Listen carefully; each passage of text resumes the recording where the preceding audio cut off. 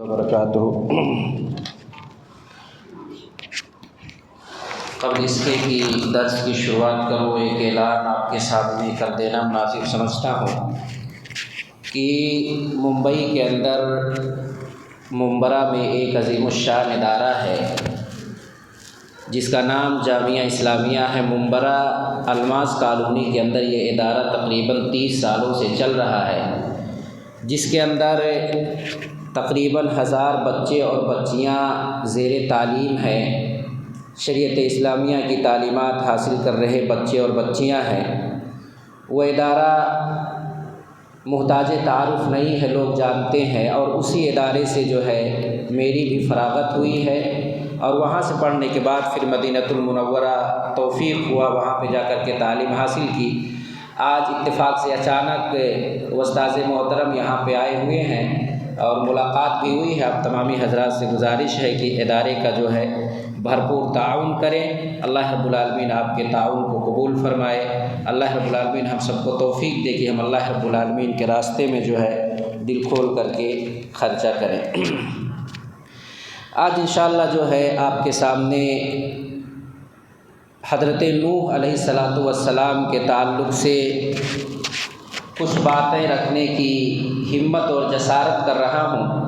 اللہ رب العالمین سے دعا کرتے ہیں کہ اللہ رب العالمین ہمیں نبیوں کے قصے سننے اور جو پیغام اللہ رب العالمین نے انہیں دے کر کے بھیجا تھا اس پیغام پہ اللہ رب العالمین ہمیں عمل کرنے کی توفیق عنایت فرمائے۔ آپ کو معلوم ہوگا کہ حضرت نوح علیہ السلام کو اللہ رب العالمین نے زمین پر پہلا رسول بنا کر کے بھیجا تھا۔ حضرت نوح علیہ السلام کی عمر کے بارے میں اختلاف ہے کہ آپ کو اللہ رب العالمین نے کتنا عمر عطا کیا تھا۔ مفسرین کرام لکھتے ہیں، بعض کہتے ہیں کہ اللہ نے 1700 سال عمر دیا تھا، کچھ مفسرین کہتے ہیں کہ آپ کو اللہ رب العالمین نے 1120 سال عمر دیا تھا۔ لیکن صحیح قول جو ابن کثیر رحمہ اللہ نے تفسیر ابن کثیر کے اندر ذکر کی ہے کہ اللہ رب العالمین نے حضرت نوح کو 1050 سال سے نوازا تھا، یعنی 1050 سال کی عمر اللہ رب العالمین نے انہیں دیا تھا۔ جب آپ 40 سال کے ہوئے تو اللہ رب العالمین نے آپ کو نبی بنایا، اور 950 سال تک وہ دعوت و تبلیغ کرتے رہے، لوگوں کو اللہ کی طرف بلاتے رہے۔ اس کے بعد طوفان جب آیا، اللہ رب العالمین کا عذاب آیا۔ طوفان کے بعد تقریباً 60 سال تک حضرت نوح علیہ السلام زندہ رہے۔ کل ملا کر کے 950 دعوت و تبلیغ کی سال ہے، اور اس کے بعد جو ہے 40 سال میں نبی بنائے گئے، ملا کر کے 1090 ہوا، اور 60 سال طوفان کے بعد زندہ رہے۔ پورا جو ملا کر کے پوری عمر جو اللہ رب العالمین نے انہیں عطا کیا تھا وہ عمر کیا 1050 سال اللہ رب العالمین نے انہیں عطا کیا تھا۔ حضرت نوح علیہ السلام اس روئے زمین کے پہلے نبی اور رسول ہیں۔ حضرت آدم علیہ السلام کے بعد روئے زمین پہ انسانوں کے لیے جنہیں رسول بنا کر کے بھیجا گیا وہ سیدنا نوح علیہ السلام ہے۔ اس کی دلیل حدیث شفاعہ ہے، جس کے اندر کی میدان محشر میں تمام لوگ اکٹھا ہوں گے، بوڑھے جوان چھوٹے بڑے تمام کے تمام لوگ اکٹھا ہوں گے۔ سب وہاں پہ پریشان ہوں گے، نفسی نفسی کا عالم ہوگا، کوئی کسی کا پرسان حال نہ ہوگا۔ باپ بیٹے سے دور بھاگے گا، بیٹا باپ سے دور بھاگے گا، بیٹی ماں سے دور بھاگے گی، ماں بیٹی سے دور بھاگے گی، شوہر بیوی سے دور بھاگے گا، بیوی شوہر سے دور بھاگے گی۔ وہاں بھائی بھائی کا کوئی نہیں ہوگا، بھائی بھائی سے دور بھاگے گا۔ یوم یفر المرء من ابیہ، جو ہے اپنے بھائی سے، اپنے باپ سے، اپنے گھر والی سے کیا ہے دور بھاگے گا۔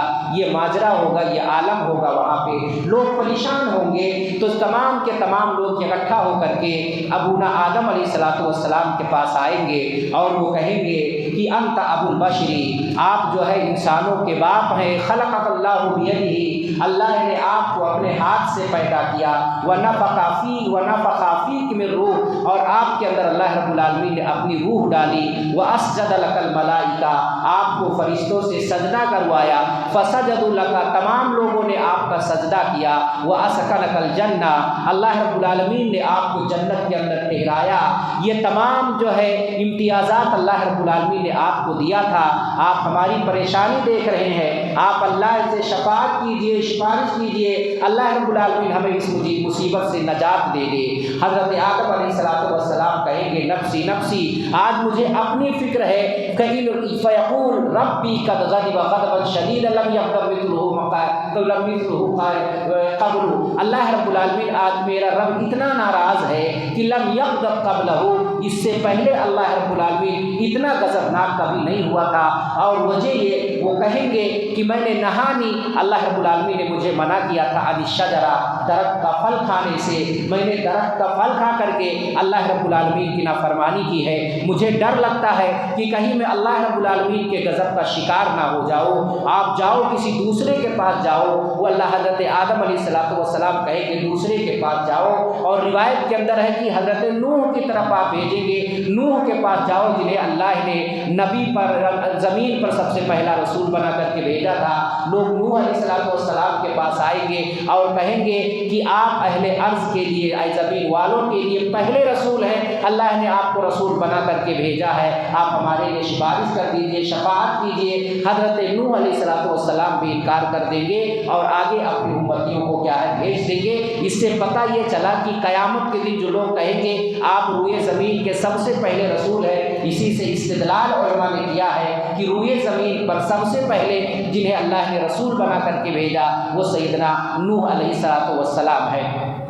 حضرت نوح علیہ السلام جو ہے اپنی قوم میں دعوت و تبلیغ تقریباً 950 سال تک جو ہے لوگوں کو اللہ رب العالمین کی طرف بلاتے رہے۔ اللہ رب العالمین فرماتا ہے انا ارسلنا نوحا الی قومہ، ہم نے نوح کو رسول بنا کر کے ان کی قوم کی طرف بھیجا اور یہ حکم دیا کہ ان انذر قومک، آپ اپنے ماننے والے اپنی قوم کو ڈراؤ، من قبل ان یاتیہم عذاب علیم، اس سے پہلے کہ اللہ رب العالمین کا تکلیف دینے والا عذاب ان تک آپ پہنچے، عذاب کے نازل ہونے سے پہلے انہیں اللہ رب العالمین کے عذاب سے ڈرائیے اور اللہ کا پیغام ان تک پہنچا دیجیے۔ نوح علیہ السلام نے کہا یا قومی، اے میرے ماننے والوں، اے میری قوم، اے میرے قبیلے کے لوگوں، انی لکم نذیر مبین، میں تمہیں اللہ رب العالمین کی طرف سے کھلا ڈرانے والا ہوں، واضح طور پہ اللہ کا پیغام پہنچا دینے والا ہوں۔ ان اعبدوا اللہ، تم اللہ رب العالمین کی عبادت کرو، واتقوہ، اور اسی پروردگار سے ڈرو، واطیعونی،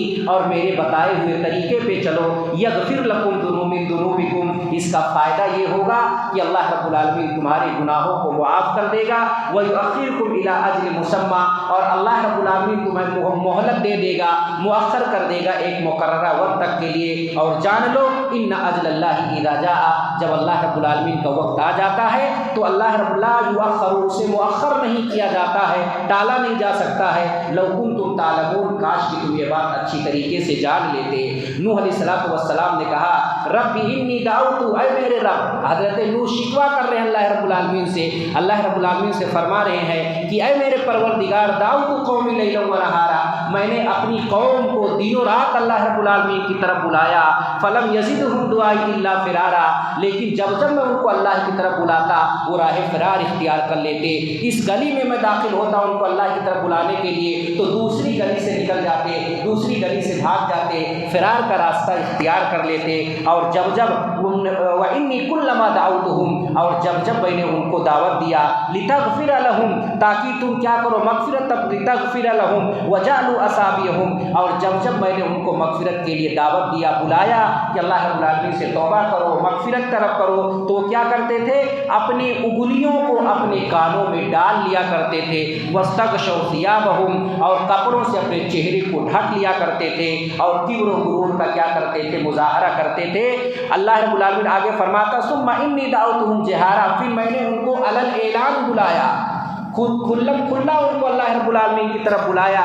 ثم انی اعلنت لهم واسررت لهم اسرارا، ہر ہتھ کنڈا ہم نے اپنایا، کبھی رات کی تاریکی میں بلایا، کبھی دن کے اجالوں میں بلایا، کبھی علن اعلان بلایا، کبھی چپکے سے اللہ کا پیغام ان کے کانوں میں ڈال دیا۔ یہ سارے طریقے، یہ سارے راستے ہم نے دعوت کے اپنا لیے، لیکن میری دعوت ان کے لیے کارگر نہیں ہو رہی ہے۔ میں اللہ کی طرف بلاتا ہوں، وہ شیطان کی طرف بھاگتے ہیں۔ یہ اللہ رب العالمین سے حضرت نوح علیہ السلام کہہ رہے ہیں کہ میں نے ان سے کہا استغفروا ربکم، تم اپنے رب سے مغفرت طلب کرو۔ اس آیت کا پس منظر یہ ہے کہ حضرت نوح علیہ السلام جب لوگوں کو اللہ کی طرف بلاتے بلاتے تھک گئے تو اللہ رب العالمین نے ان پر عذاب نازل کیا۔ 40 سال تک اللہ رب العالمین نے 40 سال کے لیے ان کے اوپر بارش کو روک دیا، ہریالی بالکل ختم ہو گئی، اور جتنی بھی عورتیں تھیں ساری عورتوں کے رحم کو اللہ رب العالمین نے بانجھ بنا دیا۔ 40 سال تک قوم نوح کے کسی کے گھر میں کوئی بچہ اور بچی پیدا نہیں ہوئی۔ لوگ پریشان ہو گئے، مرنے لگے، جانور مرنے لگے، پانی پیاس کی وجہ سے لوگ مرنے لگے۔ بھاگ کر کے مجبوراً نوح علیہ السلام کے پاس لوگ آتے ہیں اور نوح علیہ السلام سے کہتے ہیں آپ اللہ سے دعا کیجئے، اللہ رب العالمین یہ مصیبت، یہ پریشانی دور کر دے۔ حضرت نوح علیہ السلام نے کہا یہ تمہارا معاملہ ہے، تم اللہ رب العالمین سے مغفرت طلب کرو، اللہ سے معافی مانگو، اللہ رب العالمین تمہاری معافی کو، اللہ رب العالمین تمہارے گناہوں کو معاف کرے گا، تمہارے معافی کو قبول کرے گا۔ یہ آیت کریمہ نازل ہوئی فَقُلْتُ اسْتَغْفِرُوا رَبَّكُمْ، تم اپنے رب سے مغفرت طلب کرو، إِنَّهُ كَانَ غَفَّارًا، اللہ رب العالمین معاف کرنے والا، بخشنے والا ہے۔ يُرْسِلِ السَّمَاءَ عَلَيْكُمْ مِدْرَارًا، اس مغفرت کی وجہ سے اللہ تمہارے اوپر موسلا دھار بارش نازل کرے گا۔ یہاں سے علماء نے استدلال کیا ہے، مفسرین لکھتے ہیں اگر بارش نہ ہو رہی ہو، بارش رک گئی ہو، قحط پڑ گیا ہو، تو ایسی صورت میں زیادہ سے زیادہ اللہ سے معافی مانگو، مغفرت طلب کرو، استغفار کیا کرو، اللہ بارش کا نزول فرمائے گا، بارش نازل کرے گا۔ وَيُمْدِدْكُمْ بِأَمْوَالٍ وَبَنِينَ، اور معافی مانگنے کی وجہ سے اللہ رب العالمین تمہاری مدد کرے گا، بِأَمْوَالٍ، مال کے ذریعہ سے۔ اگر کسی کے ہاں مال کی کمی آ گئی ہے، غریبی آ گئی ہے، فقیری آ گئی ہے، کھانے پینے کا بندوبست نہیں ہو پا رہا ہے، تو وہ کثرت سے استغفار کرے، اللہ رب العالمین اسے مال سے نواز دے گا، اللہ رب العالمین مال کی فراوانی کر دے گا۔ وَبَنِينَ، اور تم استغفار کرو، اس استغفار کے نتیجے میں اللہ تمہیں اولاد سے نوازے گا۔ جو بے اولاد ہیں، جنہیں اللہ نے اولاد سے نہیں نوازا ہے، وہ کثرت سے استغفار کرے، صبح و شام استغفر اللہ العظیم الذی لا الہ الا هو الحی القیوم واتوب الیہ، یہ دعا پڑھتے رہیں، انشاءاللہ جو بے اولاد ہیں اللہ انہیں صاحب اولاد بنا دے گا۔ بے شمار اس پہ واقعات ہیں کہ جن کو اولاد نہیں تھے، انہوں نے کثرت سے استغفار کیا، اللہ نے ان کو صاحب اولاد بنا دیا۔ تو جن کے پاس اولاد نہیں ہے وہ کثرت سے استغفار کرے، اللہ سے معافی مانگے، اللہ ضرور بھی ضرور انہیں کیا کرے گا، اولاد سے نوازے گا۔ یہ اللہ رب العالمین نے خود قرآن کریم کے اندر ذکر کیا ہے۔ وَيَجْعَلْ لَكُمْ جَنَّاتٍ وَيَجْعَلْ لَكُمْ أَنْهَارًا، اللہ رب العالمین تمہیں باغات عطا کرے گا، تمہارے لیے نہریں جاری کر دے گا۔ یہ سارے فائدے کس کے ہیں؟ استغفار کے ہیں۔ حسن بصری کے پاس ایک آدمی آتا ہے، کہتا ہے کہ میرا باغ ہلاک ہو گیا ہے، میں کیا کروں، میرا جو باغیچہ ہے تباہ و برباد ہو گئے، کھیتیاں جل گئی ہے۔ انہوں نے کہا استغفار کرو۔ ایک آدمی اور آ کر کے پوچھتا ہے کہ جو ہے میرے پاس اولاد نہیں ہے، میں بے اولاد ہوں، میں کیا کروں؟ کہا تم بھی جا کر کے کیا کرے، استغفار کر۔ ایک کہہ رہا قحط پڑ گیا، بارش نہیں ہو رہی ہے، اس سے بھی کہا کہ جاؤ استغفار طلب کرو، اللہ سے معافی مانگو۔ جو شاگرد بیٹھے ہوئے تھے حسن بصری کے سامنے، انہوں نے کہا کہ استاد محترم پرابلم 3 طرح کا تھا، سمسیائیں 3 طرح کی تھی، لیکن آپ نے حل اس کا ایک ہی بتایا کہ آپ مغفرت طلب کرو۔ سب کو آپ نے یہی جواب دیا، ایسا آپ نے کیوں کہا؟